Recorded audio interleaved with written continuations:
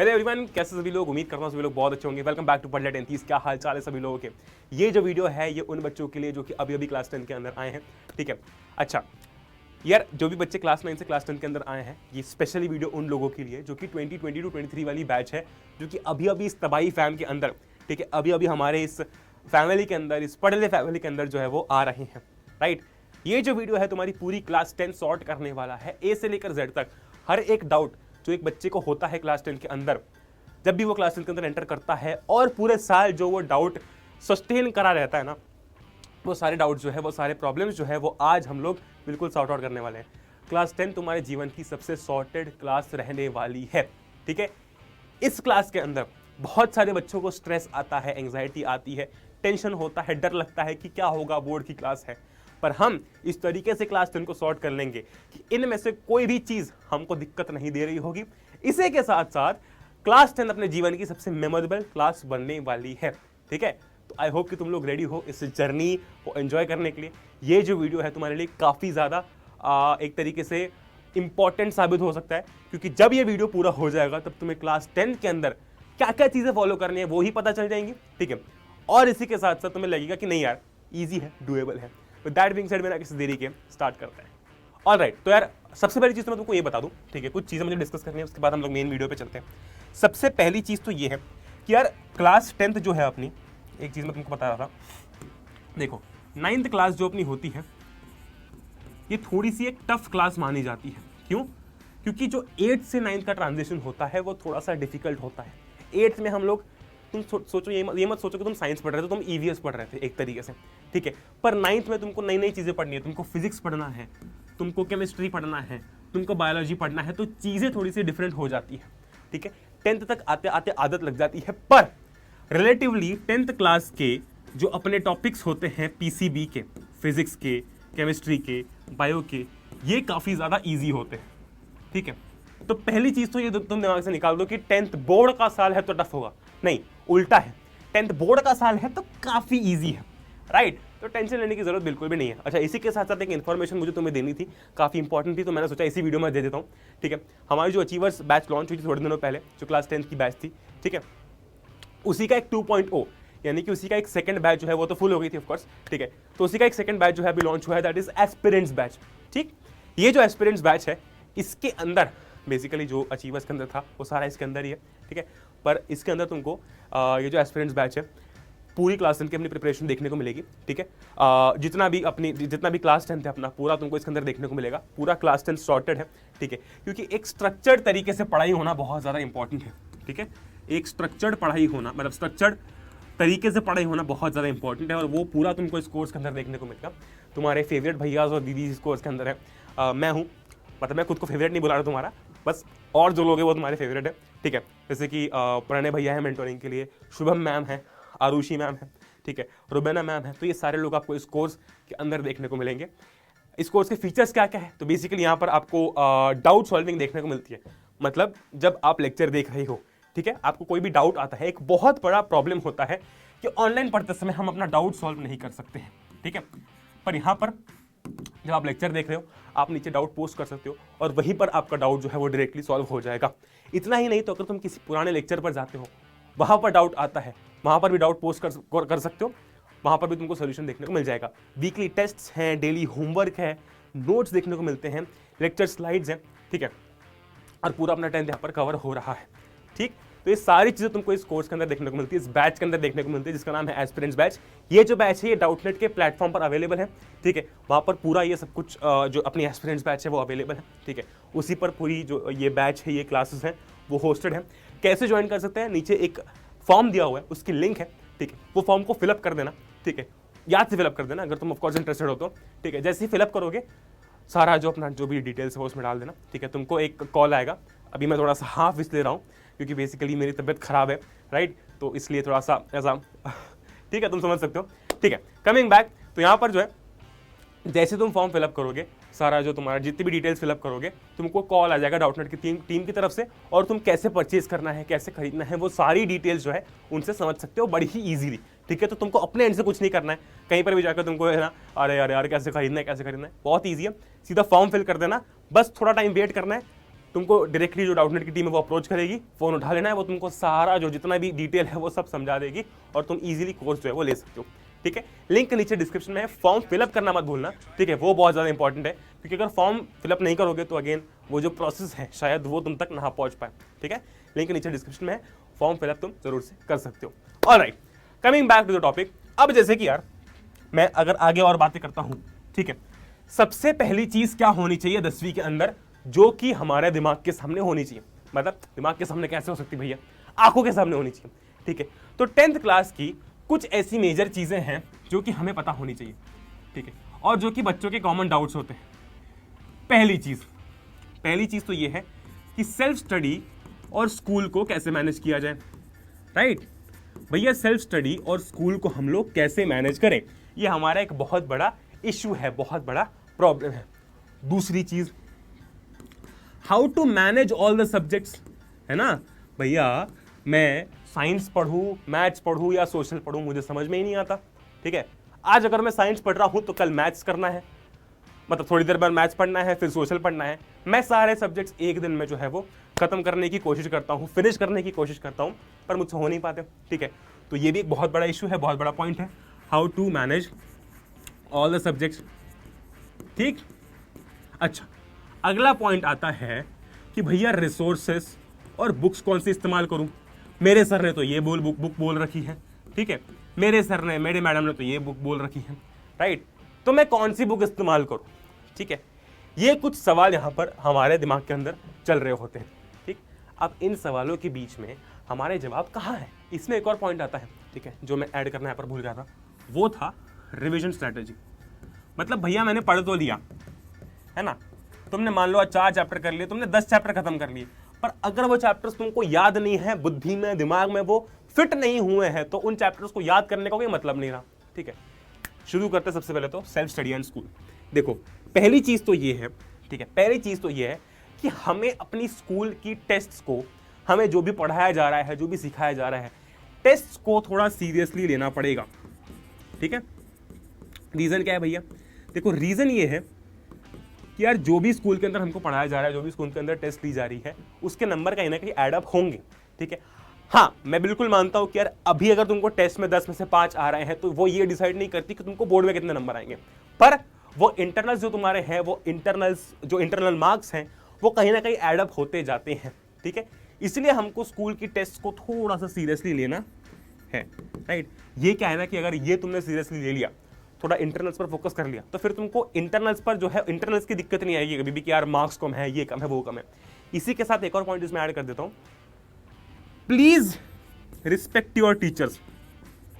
भैया ये तो बहुत ही बेसिक चीज बता रहे हो, ये क्या मॉरल वीडियो है क्या? नहीं, रीजन बताता हूं। देखो यार, अपने टीचर से अच्छी बना के रखो। हालांकि ऐसा नहीं होता कि कोई टीचर बायस्ड होता है कि यार ये मेरे से बदतमीजी करता है, इसको कम नंबर दूंगा, ये मेरे साथ बहुत अच्छे से रहता है, इसको ज़्यादा नंबर दूंगा या फिर दूंगी। नहीं, पर तुम खुद सोचो यार, जब तुम टीचर से एक अच्छा बॉन्ड मेंटेन करके रखते हो, ठीक है, तो वो तुम्हारे लिए फायदेमंद है। It is always better to be good with someone rather कि तुम फाइट करके बैठ जाओ, लड़के बैठ जाओ और फिर एक्सपेक्ट करो कि यार कभी कम नंबर दे तो क्या होगा। राइट, तो इसलिए अपने टीचर के साथ में सबसे पहले तो अच्छी दोस्ती मेंटेन करके रखना। तो अब मेन टॉपिक पर आते हैं कि सेल्फ स्टडी और स्कूल को मैनेज कैसे करना है। तो देखो, एक चीज बहुत इंपॉर्टेंट है, स्कूल में जो पढ़ाया जा रहा है, ठीक है, देखो स्कूल में पढ़ाया जाता है तुम सुन लेते हो, स्कूल में पढ़ाया जाता है तुम सुन लेते हो, लेकिन उस चीज को चमकाने के लिए सेल्फ स्टडी करना इंपॉर्टेंट है। तो सेल्फ स्टडी का एक सबसे इंपॉर्टेंट रोल है कि हमें कॉन्सेप्ट्स चमक जाए। चमक जाए का मतलब क्या है कि कॉन्सेप्ट बिल्कुल हमारे जहन में उतर जाए, हम कॉन्सेप्ट सारे के सारे समझ जाएं।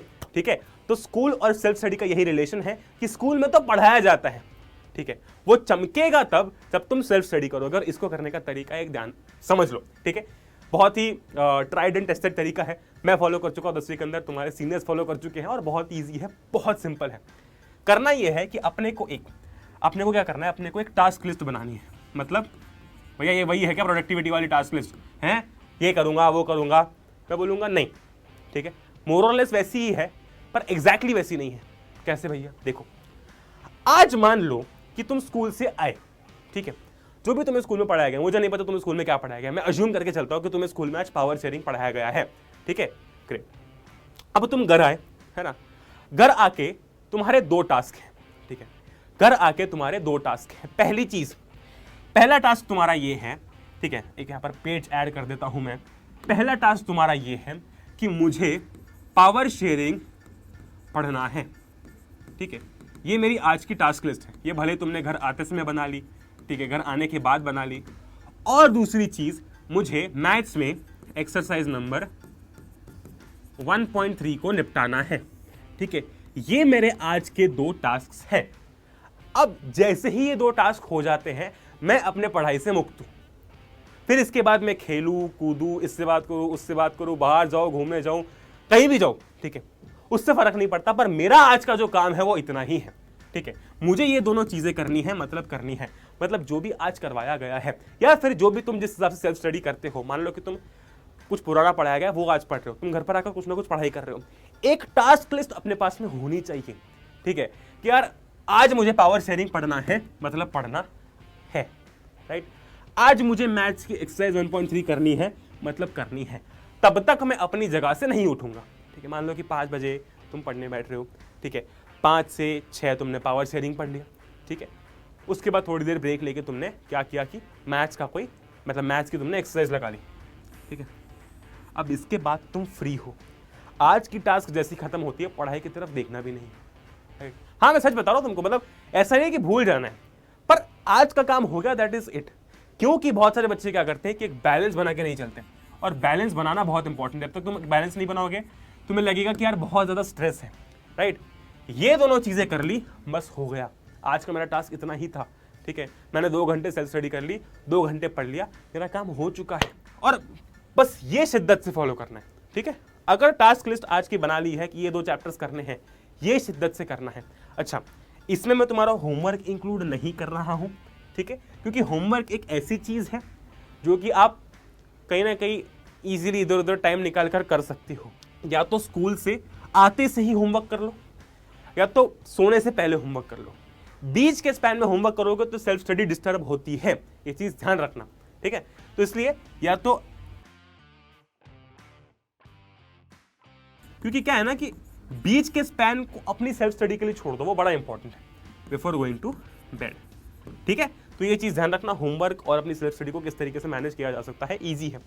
अब हम लोग आ जाते हैं सेकंड पॉइंट पर, how to manage all subjects. बहुत सारे बच्चों की एक प्रॉब्लम है, क्या प्रॉब्लम है, भैया मुझे साइंस भी आज ही करना है, ठीक है, आज मुझे मैथ्स भी पढ़ना है, और आज मुझे सोशल भी पढ़ना है।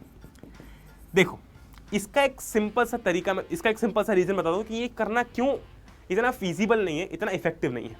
रीजन ये है कि यार साइंस अगर आज पढ़ रहे हो, आज सोशल भी पढ़ रहे हो, तो दोनों थ्योरी सब्जेक्ट्स हैं, ठीक है।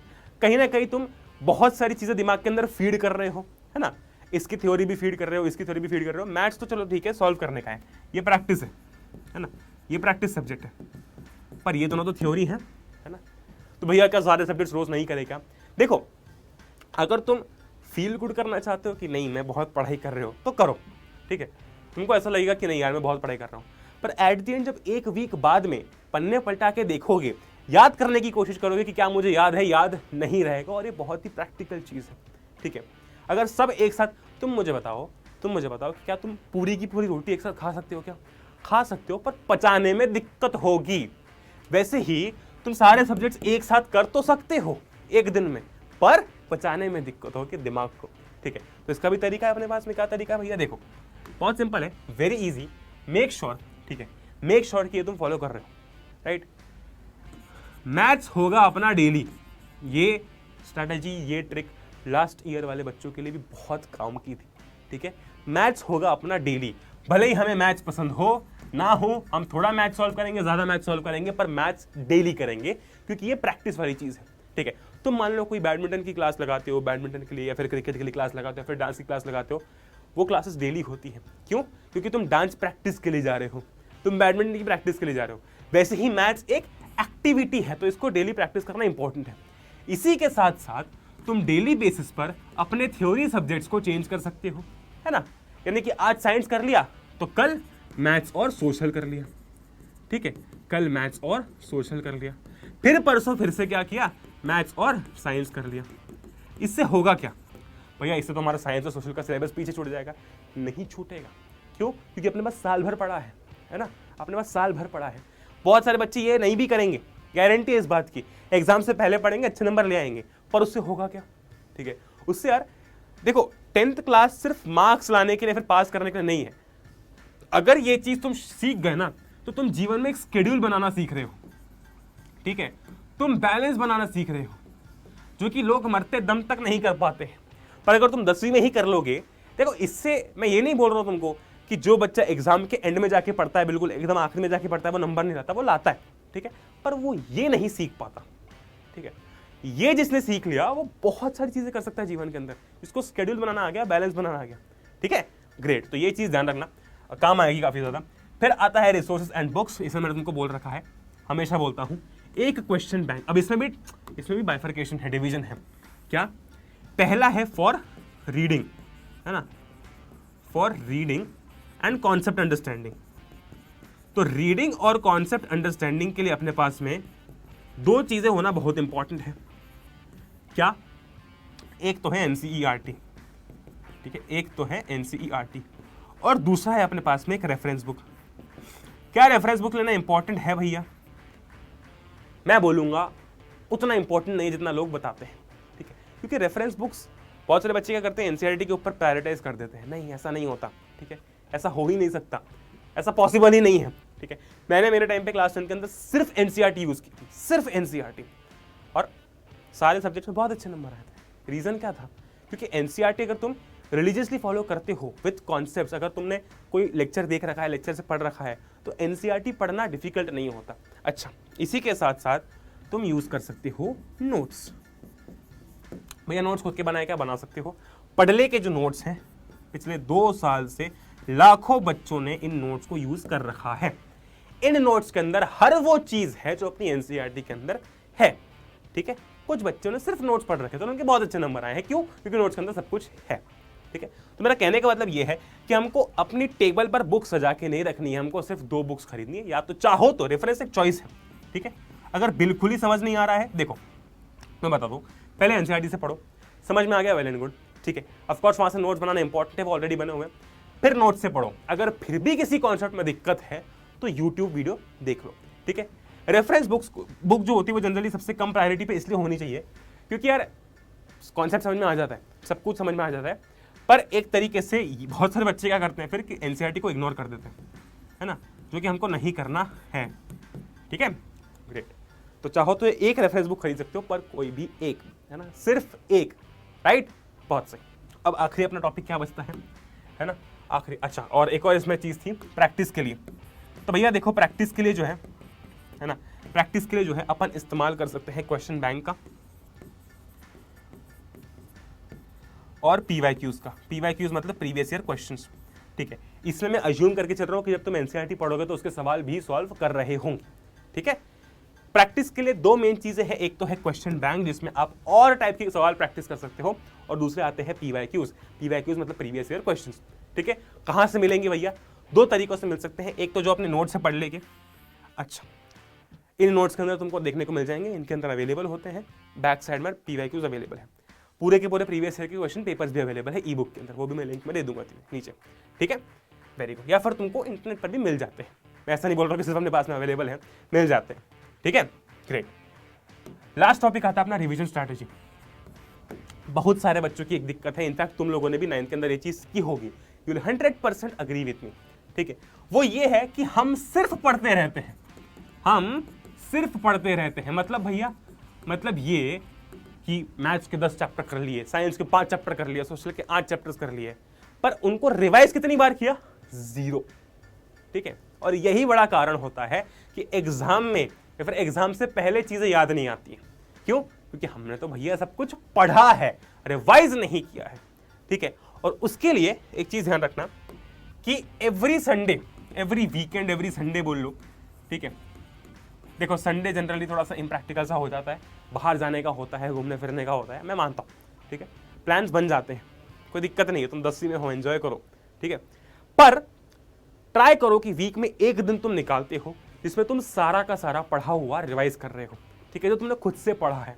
ठीक, और एक चेकलिस्ट बना लेना, मतलब एक चेकलिस्ट बना लो कि तुमने, मान लो कि अगर तुमने सोशल में पावर शेयरिंग पढ़ लिया है ना, तुमने उसकी अगर एनसीईआरटी कर ली है तो उस पर टिक मार दो, तुमने अगर उसके क्वेश्चंस कर लिए तो उन पर टिक मार दो, ठीक है, तुमने अगर उसके नोट्स पढ़ लिए तो उन पर टिक मार दो, तो एक चेकलिस्ट बना लो, ठीक है, ग्रेट।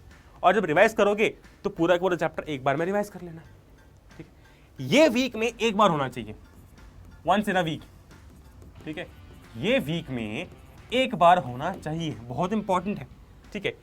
वीक में एक बार रिवाइज करोगे तभी चीजें याद रहेंगी, नहीं तो पता है क्या होता है, बहुत बार हम सोचते हैं कि यार मैं तो बाद में पढ़ लूंगा, मैं तो बाद में रिवाइज कर लूंगा, पर वो बाद में रिवाइज करना नहीं होता, वो बाद में पढ़ना ही होता है, क्योंकि हम बाद में एक्चुअली पढ़ ही रहे होते हैं, याद तो कुछ रहता नहीं है, ठीक है। Very good. तो यहाँ पर हमने सारी चीजें कवर कर ली ए से लेकर जेड तक, जो कि एक 10th के बच्चे के लिए इंपॉर्टेंट होती है। अगेन मैं कहता हूँ स्ट्रक्चर्ड पढ़ाई, स्ट्रक्चर तरीके से पढ़ना बहुत इंपॉर्टेंट है। तो तुम एस्पिरेंट्स बैच जो है वो जरूर से ज्वाइन कर सकती हो, है ना। लिंक नीचे डिस्क्रिप्शन के अंदर दे रखी है फॉर्म की, फॉर्म को फिलअप कर दो, तुम्हारे पास कॉल आ जाएगा डाउटनेट की तरफ से कि यार ये सारी डिटेल्स हैं, ये सारी चीज़ें हैं, आप इस तरीके से इसको परचेज कर सकते हो, ठीक, वेरी गुड। तो अगेन वो भी तुम्हारे लिए काफ़ी अच्छा सॉल्यूशन है, फिर तो ये सारी चीज़ें उसके अंदर ऑलरेडी है, तुमको चिंता करने की जरूरत नहीं है। तो आई होप कि ये सारी जो चीज़ें हैं ये हमने ध्यान से देख ली होंगी, समझ ली होंगी, है ना। और एक चीज़ ध्यान रखना यार, 10th क्लास के अंदर जो मेमोरीज तुम बनाओगे, जो जीवन तुम्हारा होगा, वैसी क्लास वापस मुड़ के पलट के कभी नहीं आती है। एक और तुम्हारी बोर्ड की क्लास आएगी 12th, लेकिन उस समय तुम्हारा कॉम्पिटिटिव एग्जाम का लोड होगा।